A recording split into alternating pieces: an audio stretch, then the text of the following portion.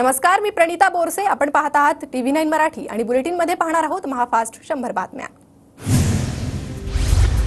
नाशिकची जागा लढवण्यास तयार होतो, पण अपमान झाल्यामुळे थांबलो. नाशिकच्या उमेदवारीवर छगन भुजबळांचं धक्कादायक विधान. मी माघार घेतल्यानंतर 15 दिवसांनी उमेदवारी जाहीर झाली. छगन भुजबळांचं वक्तव्य. छगन भुजबळ नाराज नाहीत, पक्षाला त्यांची गरज. छगन भुजबळांच्या नाराजीवर हसन मुश्रीफांची प्रतिक्रिया. राज्यातील 2 मोठ्या नेत्यांची भेट झाल्याची सूत्रांची माहिती. मुंबईतल्या एका हॉटेलमध्ये 2 मोठ्या नेत्यांची भेट. राजकीय भेटीचे येत्या काळात राज्याच्या राजकारणात पडसाद दिसणार का, अशी शक्यता. आगामी विधानसभा निवडणुकीत राष्ट्रवादी सर्वाधिक जागा लढवेल. जयंत पाटलांकडून विश्वास व्यक्त. तर तुतारी वाजवणं फार अवघड काम आहे, कोणीही वाजवून दाखवावी, मी 1000 बक्षीस देईल. जयंत पाटलांचं मिश्किल वक्तव्य. मुख्यमंत्रीपदासाठी आमच्या पक्षात जयंत पाटील, अनिल देशमुख यांच्यासारखे अनुभवी नेते.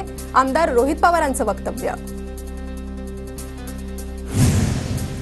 विधानसभेसाठी 80 जागांवर भुजबळांचा दावा कायम. 15 ते 20 जागा तरी जास्त मिळणार की नाही, भुजबळांचा सवाल. 15 दिवसांनंतर महायुती राहणार नाही. अधिवेशनात निधी वाटप झाल्यानंतर तिन्ही पक्ष वेगळे होतील, रोहित पवारांचा दावा. तर भाजप 200 जागा लढणार, रोहित पवारांचं वक्तव्य. महाराष्ट्रात we are down but we are not out. राज्यात जिंकल्याशिवाय हार घालणार नाही, उपमुख्यमंत्री देवेंद्र फडणवीसांचा निर्धार.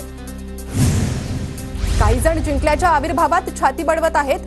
फेक नरेटिव्ह वारंवार चालत नाही, फडणवीसांचं वक्तव्य. ठाकरे गटाला मुंबईत लाखो मतं मिळाली. मतदान करणारे आफ्रिका, श्रीलंकावरून आले होते का? आम्हाला सर्व जाती धर्माच्या लोकांनी मतदान केलं. संजय राऊतांचा फडणवीसांवर पलटवार. जे अहंकारी होते त्यांना प्रभू रामाने 240 वर अडवलं आणि ज्यांना रामावर श्रद्धा ठेवली नाही त्यांना 234 वर रोखलं. संघाचे सदस्य इंद्रेश कुमार यांची भाजपसह इंडिया आघाडीवर टीका. देशात 10 वर्ष फक्त अहंकार, सत्तेचा गैरवापर आणि बदल्याचं राजकारण. आरएसएस प्रमुख नेत्यांनी न घाबरता समोर यावं. आरएसएसने ठरवलं तर मोदींचं सरकार सत्तेत राहणार नाही, संजय राऊतांचा जोरदार निशाणा. राजर्षी शाहू महाराज शिष्यवृत्तीत जाचकटी. मनुस्मृती डोक्यात गेल्यावर काय होतं याचं हे उत्तम उदाहरण. राजर्षी शाहू महाराज शिष्यवृत्तीतील अटींवरून जितेंद्र आव्हाडांची सरकारवर टीका. शिखर बँक घोटाळ्याप्रकरणी अजित पवारांच्या अडचणी वाढण्याची शक्यता. अतिरिक्त क्लोजर रिपोर्टला अण्णा हजारे आव्हान देणार. अण्णा हजारे निषेध याचिका दाखल करणार. 29 जूनला कोर्टात पुढील सुनावणी होणार. अण्णा हजारेंनी महाराष्ट्रातील आणखी घोटाळ्यांवर आवाज उठवावा. आम्ही सगळे उपोषणाला बसायला तयार. शिखर घोटाळा प्रकरणावरून संजय राऊतांचं अण्णा हजारेंना आवाहन. आषाढी एकादशी निमित्त मुख्यमंत्र्यांची आज सह्याद्री अतिथीगृहात महत्वाची बैठक. बैठकीला पंढरपुरातील प्रमुख मंडळ उपस्थित राहणार. वारीनिमित्तही आजच्या बैठकीत सखोल चर्चा होणार.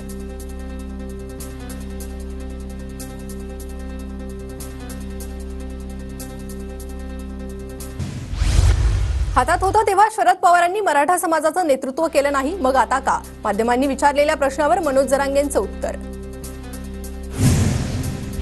सरकार विनंती आरक्षणाच्या मागणीत दगाफटका होऊ देऊ नका, नाहीतर विधानसभेला 4 ते 5 समुदायाचे लोक मैदानात उतरवणार. मनोज जरांगेंचा राज्य सरकारला इशारा.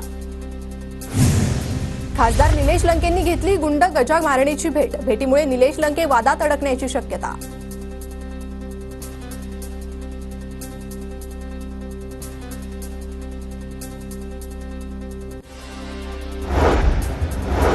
नीट परीक्षेच्या निकालाविरोधात नांदेडमध्ये हजारो विद्यार्थी रस्त्यावर. नीटची परीक्षा पुन्हा घ्या, विद्यार्थ्यांची मागणी. अहमदनगरमध्ये पंकजा मुंडेंसाठी बॅनर. पंकजा मुंडेंचं राजकीय पुनर्वसन करा, नाहीतर ओबीसी समाज भाजपला मतं देणार नाही. बॅनरमधून कार्यकर्त्यांचा भाजपला इशारा. नागपूरच्या काटोल विधानसभा मतदारसंघात भाजपच्या अविनाश ठाकरेंचे बॅनर.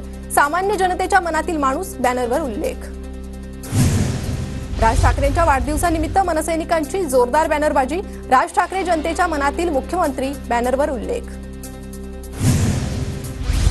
नव्या भारताच्या निर्मितीसाठी एनडीएला आणि भक्कम महाराष्ट्राच्या उभारणीसाठी महायुतीला पाठिंबा देणाऱ्या मनसे प्रमुख राज ठाकरेंना वाढदिवसाच्या शुभेच्छा.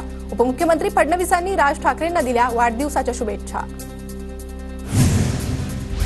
सुनेत्रा पवारांच्या समर्थकांची इंदापुरात पुन्हा एकदा बॅनरबाजी. सुनेत्रा पवारांनी राज्यसभा खासदारपदी निवड झाल्याबद्दल शुभेच्छा, बॅनरवर उल्लेख.